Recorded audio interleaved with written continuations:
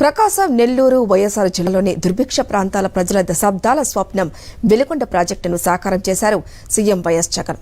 Asia ఖండంలోనే అత్యంత పొడవైన నీటి పారుదల సొరంగాలను యుద్ధ ప్రాతిపదికన పూర్తి చేయించడం ద్వారా చరిత్ర సృష్టించారు. ఈ 2 సొరంగాలను వచ్చే నెలలోనే ప్రారంభించి జాతికి అంకితం చేయనున్నారు ముఖ్యమంత్రి. దీంతో ఈ సీజన్ నుంచే వెలిగొండ ప్రాజెక్టు ఫలాలు రైతులకు అందనున్నాయి. వెలిగొండ ప్రాజెక్టులో అత్యంత కీలకమైన టన్నెల పనులు ఎట్టకేలకు పూర్తయ్యాయి. మొదటి సొరంగం పనులు 2021 జనవరి 13వ తేదీన పూర్తి కాగా, రెండో సొరంగం పనులను 2024 జనవరి 23 నాటికి పూర్తయ్యాయి. 2 సొరంగాల్లోనూ చిన్న చిన్న పనులు మినహా ప్రాజెక్టు పనులు దాదాపుగా పూర్తి కాగా, ఏడాది శ్రీశైలం ప్రాజెక్టు వరద జలాలు చేరకాని నీటిని టన్నెల్స్ ద్వారా తరలించేందుకు మార్గం సుగమమైంది. ఈ ప్రాజెక్టుతో ప్రకాశం, నెల్లూరు, కడప జిల్లా ప్రజలకు ఎంతో ప్రయోజనం చేకూరనుంది.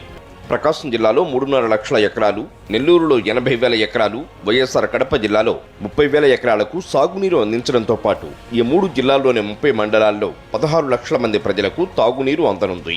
జలయజ్ఞం ప్రోగ్రాంలో భాగంగా 15 ఏళ్ల క్రితం దివంగత వైఎస్ రాజశేఖర రెడ్డి వెలిగొండ ప్రాజెక్టుకు రూపకల్పన చేశారు. శ్రీశైలం ప్రాజెక్టు నుంచి రోజుకు 1 టీఎంసీ నీటిని తరలించి సుమారు 54 టీఎంసీల సామర్థ్యంతో నిర్మించే నల్లమల సాగర్లో నిల్వ చేసేలా ప్రాజెక్టును రూపొందించారు.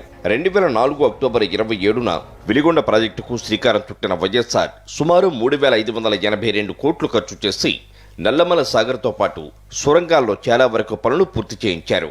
వైఎస్ హయాంలోనే 470 కోట్లతో 11.5 కిలోమీటర్ల మేర మొదటి టన్నెల్ తవ్వకం పనులు చేయగా, 410 కోట్లతో 8.7 కిలోమీటర్ల రెండో సొరంగం తవ్వకాలు పూర్తి చేశారు.